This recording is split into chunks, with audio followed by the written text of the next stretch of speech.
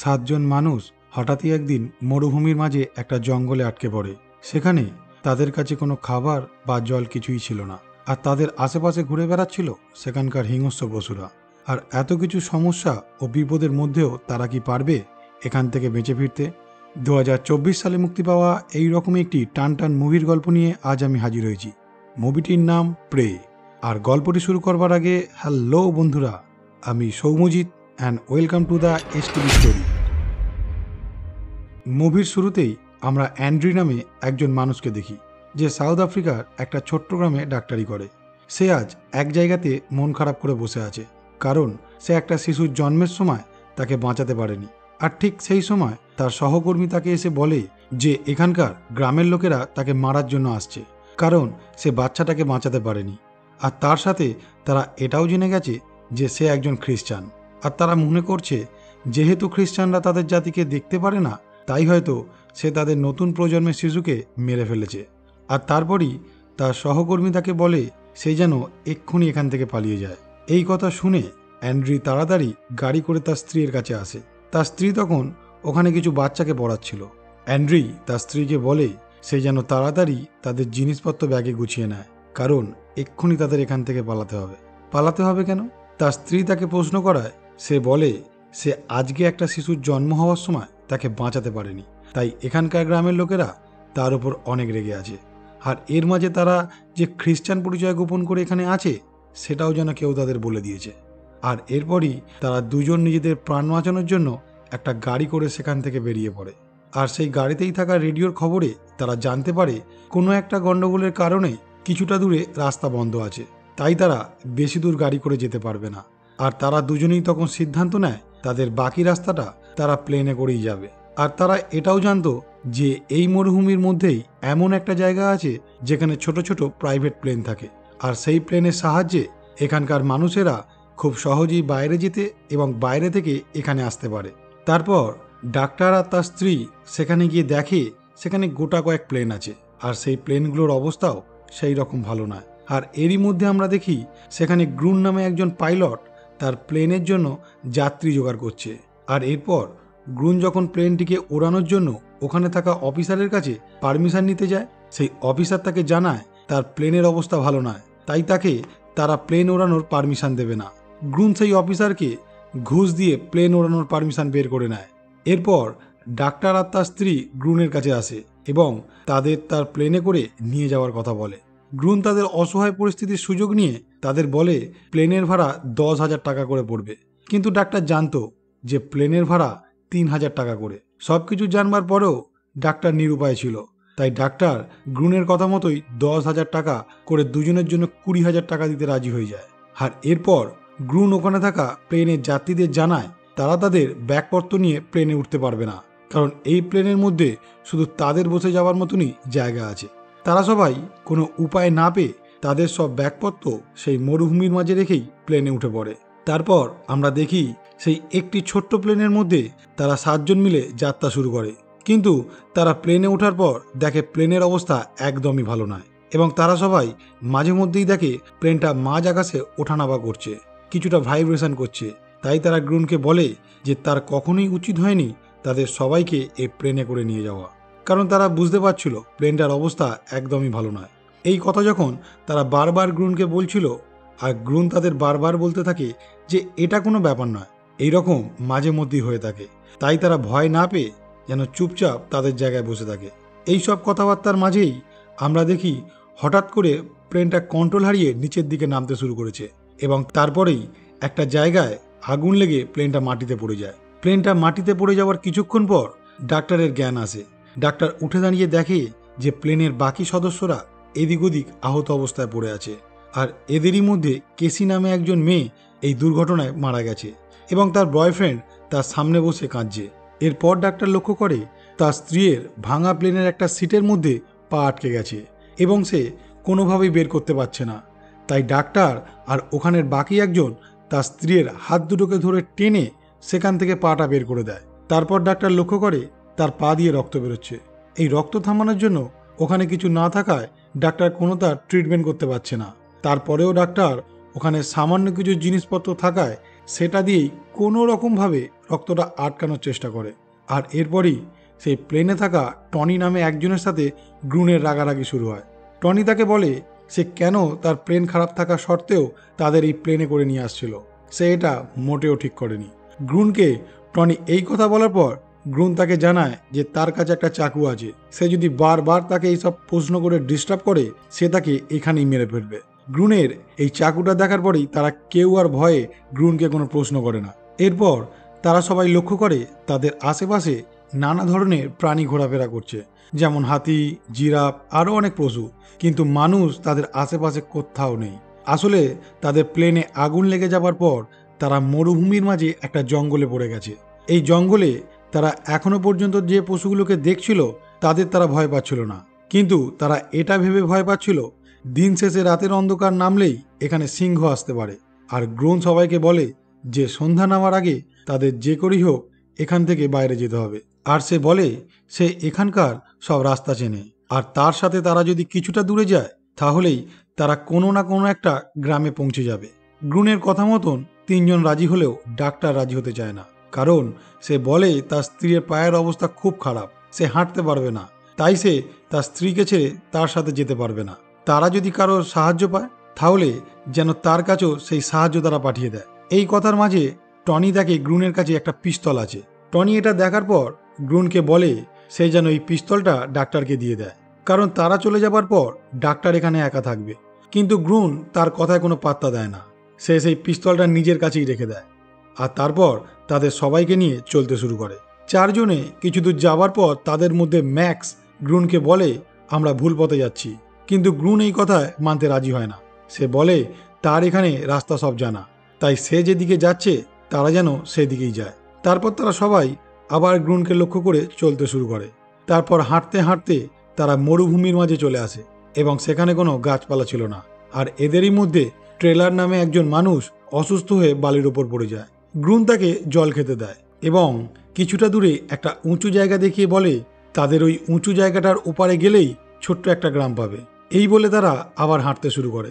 কিছু দূর গিয়ে সেই উঁচু জায়গাটা পার করবার পর গ্রাম তো দূরের কথা, তারা দেখে দূর দূরান্ত পর্যন্ত শুধু মরুভূমি আর মরুভূমি। এই দেখে ম্যাক্স প্রচণ্ড রেগে যায় এবং গ্রুনের কাছ থেকে তার পিস্তলটা কেড়ে নেয়। তারপর সে গ্রুনকে মারতে যায় আর বলে সে আগেই বলেছিল যে সে ভুল পথে যাচ্ছে। এই দেখে টনি বলে তারা যদি মরুভূমির মাঝে নিজেদের মধ্যেই ঝগড়া করে তাহলে জলের অভাবে তারা নিজেরাই অসুস্থ হয়ে যাবে। এই শুনে ম্যাক্স বলে সে আর তাদের সাথে যাবে না, সে একাই যাবে। এই বলে ম্যাক্স হাতে করে পিস্তলটা নিয়ে একটা গ্রামের সন্ধানে নিজেই বেরিয়ে পড়ে। অন্যদিকে আমরা দেখি ডাক্তার তার স্ত্রীর পাশে বসে আছে আর তার স্ত্রী তাকে বলছে তারা এখান থেকে যখন বাড়ি যাবে সেখানে গিয়ে তারা নিজেদের জীবনে একটা বেবি নেবার প্ল্যান করবে। আর তখনই আমরা দেখতে পাই তার স্ত্রীর পা থেকে বেরোনো রক্তের গন্ধ আশেপাশের সিংহরা পেয়েছে। অন্যদিকে দেখি ম্যাক্স চলে যাওয়ার পর টনি গ্রুনকে বলে তারা যেহেতু রাস্তা খুঁজে পাচ্ছে না তাই সন্ধে নামার আগে তাদের সেই প্লেনে ফিরে যাওয়াই উচিত। এরপরই তারা সবাই তাদের ভাঙা প্লেনে ফিরে আসে এবং সেখানে এসে দেখে চারিদিকে রক্ত পড়ে আছে এবং প্লেনের গায়ে বড় বড় নোকের আঁচড়, আর সেখানে ডাক্তার আর তার স্ত্রী কেউই নেই। গ্রুন ভাবতে থাকে যে সিংহ হয়তো ডাক্তার আর ডাক্তারের স্ত্রীকে এখানেই মেরে ফেলেছে। এরই মাঝে আমরা দেখি হঠাৎ করে ডাক্তার গ্রুনের ওপর পেছন দিক থেকে ঝাঁপিয়ে পড়ে এবং তাকে মারতে শুরু করে। আর ডাক্তার বলে তার জন্যই আজ তার স্ত্রীকে সিংহরা নিয়ে চলে গেছে। সে যদি তখন পিস্তলটা তাকে দিয়ে যেত তাহলে সে হয়তো তার স্ত্রীকে বাঁচিয়ে নিতে পারত। এই সব শুনে সবাই কিছুক্ষণের জন্য শান্ত হয়ে এক জায়গায় বসে থাকে। এরপর গ্রুন টনিকে বলে এই ভাঙা প্লেনের ককপিটের মধ্যে তারা তিনজন থাকতে পারবে আর সেটাকে লক করাও যাবে, কিন্তু তাদের মধ্যে একজনকে বাইরে থাকতে হবে।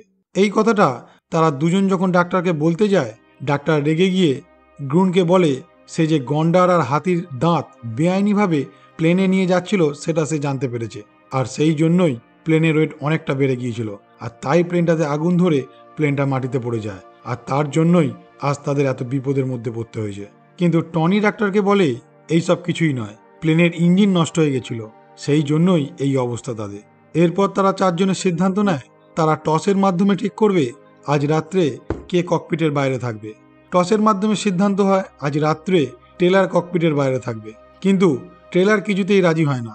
সে তখন টনিকে বলে সে বাড়ি ফিরে তাকে অনেক টাকা দেবে সে যেন তার হয়ে আজ রাতটা বাইরে কাটায়। আসলে ট্রেলার অনেক ধনী পরিবারের ছেলে, আর তাদের পরিবারের হয়ে টনি কাজ করে। কিন্তু টনি ট্রেলারকে বলে যেখানে জীবন নিয়ে কথা হচ্ছে সেখানে টাকা একটা তুচ্ছ ব্যাপার, তাই সে আজ রাতটা কোনো মূল্যেই বাইরে কাটাতে পারবে না। এরপর তিনজন মিলে ট্রেলারকে বলে সে যখন রাতের বেলায় বাইরে থাকবে সেই যেন তার সামনে আগুন জ্বালিয়ে রাখে, নিভতে না দেয়, কারণ আগুন জ্বললে পশুরা ভয়ে সেখানে আসে না। এরপর রাতের বেলায় তারা তিনজন ককপিটের মধ্যে ঢুকে ভেতর থেকে দরজাটা আটকে দেয়। ট্রেলার বাইরের ভাঙা প্লেনের অংশের সামনে আগুন জ্বালিয়ে বসে থাকে। তারা ককপিটে ঢোকার কিছুটা পরেই দূর থেকে হঠাৎ গুলির শব্দ ভেসে আসে।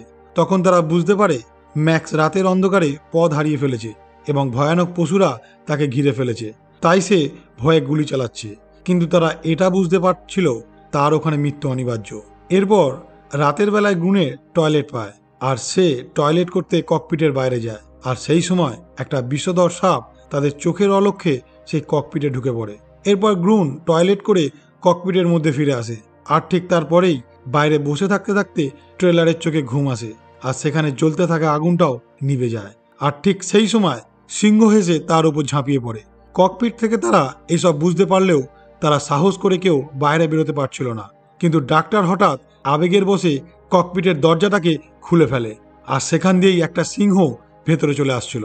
তারা কোনো রকমভাবে দরজাটা বন্ধ করে দেয়, আর সেই সময় টনির পায়ে সে ভেতরে থাকা সাপটা কামড়ে দেয়। এই দেখে ডাক্তার তাড়াতাড়ি করে তার পায়ের উপর দিকে একটা দড়ি বেঁধে দেয় এবং একটা ছুরি দিয়ে সাপে কামড়ানোর জায়গাটাকে ডিপ করে কেটে দেয়, আর সেখান থেকে সব রক্ত বের করে দেয়। আর সেইবারের মতন টনি ভাগ্যক্রমে বেঁচে যায়। পরের দিন সকালবেলায় তারা প্লেনের ককপিটের বাইরে এসে দেখে চারিদিকে রক্ত পড়ে আছে, সেখানেই টেলারের লাশ পর্যন্ত নেই।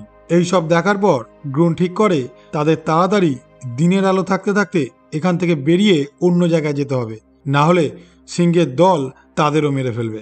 গ্রুনের সাথে টনি যেতে চাইলেও ডাক্তার কিছুতেই যেতে চাইছিল না, কারণ সে অনেক ক্লান্ত এবং সে তার স্ত্রীর মৃত্যুটাকে এখনো মেনে নিতে পারছে না। গ্রুনের সাথে টনি কোনো রকমভাবে একটা লাঠির ওপর ভর দিয়ে আস্তে আস্তে যেতে শুরু করে, আর তারা কিছুটা দূর যাবার পরেই দেখতে পায় তাদের দিকে একটা গাড়ি আসছে। এই দেখে তারা খুশিতে মেতে ওঠে এবং ডাক্তারকেও সেই গাড়িটা দেখায়, আর তারপর তারা কিছুটা নতুন করে বাঁচার আলো দেখতে পায়। কিন্তু সেই গাড়িটা সামনে আসার পর ডাক্তার দেখে এরা আর কেউ নয়, এরা সেই গ্রামের আদিবাসী যারা ডাক্তারকে মারবে বলে খুঁজছিল, এবং তারা তিনজন এসেই প্রথমে ডাক্তারকে মারতে শুরু করে।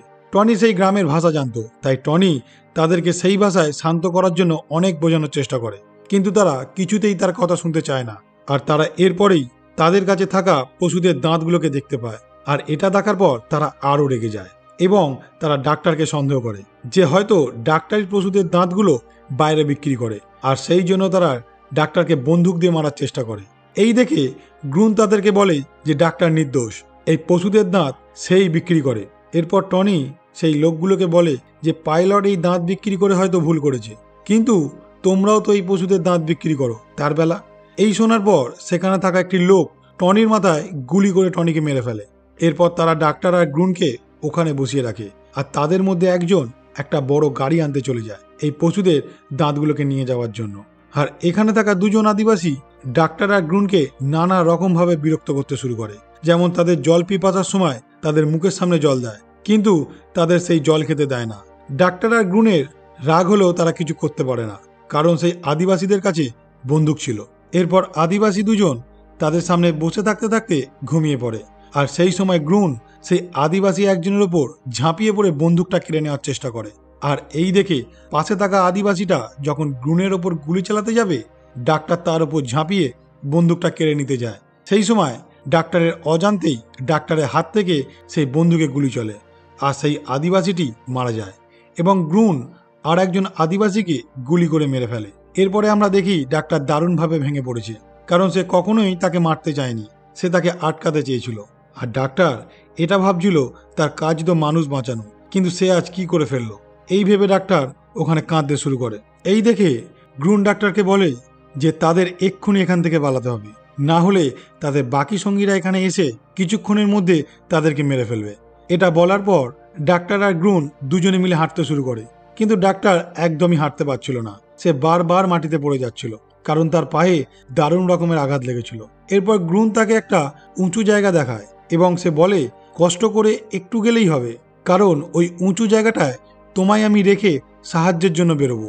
ওখানে কোনো ভয়ের ব্যাপার নেই, কারণ সিংহ অতটা উপরে উঠতে পারবে না। এই কথা শোনার পর ডাক্তার কোনো রকমভাবে সেই উঁচু জায়গাটা অবধি যায়। সেখানে গিয়ে গ্রুন ওপরে উঠে পড়লেও ডাক্তার উঠতে গিয়ে আবার মাটিতে পড়ে যায়। গ্রুন কোনো রকমভাবে ডাক্তারের হাত দুটোকে ধরে ওপর দিকে তুলে নেয়। ওপরে ওঠার পর গ্রুন দূরে একটা গ্রাম দেখতে পায় এবং ডাক্তারকেও সেটা দেখায়।